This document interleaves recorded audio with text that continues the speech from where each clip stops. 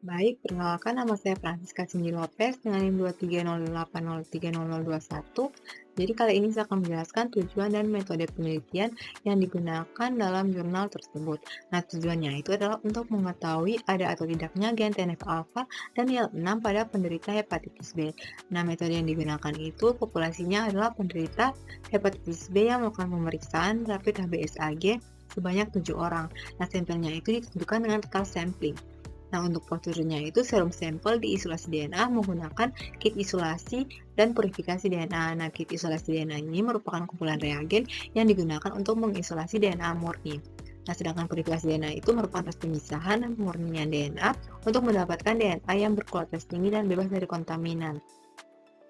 Nah, selanjutnya, DNA yang diperoleh itu diamplifikasi atau diperbanyak dengan menggunakan PCR, menggunakan primer khusus dari IL-6 dan TNF-alpha. Nah, produk PCR yang diperoleh di elektroforesis dengan menggunakan gel agarose. Nah, elektroforesis ini merupakan proses pemisahan fragmen DNA berdasarkan ukuran dengan molekul yang lebih kecil bergerak lebih cepat melalui matriks gel berpori di bawah pengaruh medan listrik. Berikut hasil yang diperoleh dari penelitian ini, yaitu pada gambar 1 menunjukkan hasil visualisasi gen interleukin 6, di mana dari hasil elektroforesis tidak terlihat adanya pita DNA pada seluruh sampel. Hal ini berarti bahwa gen interleukin 6 tidak terdeteksi pada penderita hepatitis B. Sedangkan pada gambar 2 menunjukkan hasil visualisasi tumor nekrosis faktor alfa, di mana dari 7 sampel penderita hepatitis B, terdapat 3 sampel yang positif, yaitu sampel B, D, dan E, yang ditandai dengan munculnya pita DNA dengan ukuran 152 base pairs.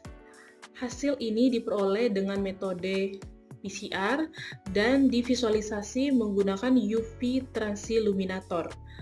Dengan demikian, dapat disimpulkan bahwa gen TNF-alpha berhasil terdeteksi pada sebagian penderita hepatitis B, sedangkan gen interleukin 6 tidak terdeteksi sama sekali.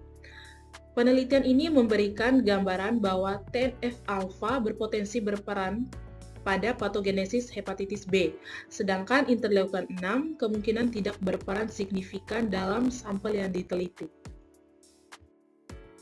Selanjutnya, berdasarkan analisis yang telah kita buat, kita memperoleh pemahaman bahwa dalam penelitian ini digunakan teknik PCR untuk mengetahui bagaimana respon tubuh terhadap infeksi hepatitis B, di mana telah terdeteksi bahwa ketika tubuh mengalami infeksi hepatitis B, tubuh mengeluarkan TNF-alpha dan tidak mengeluarkan IL-6.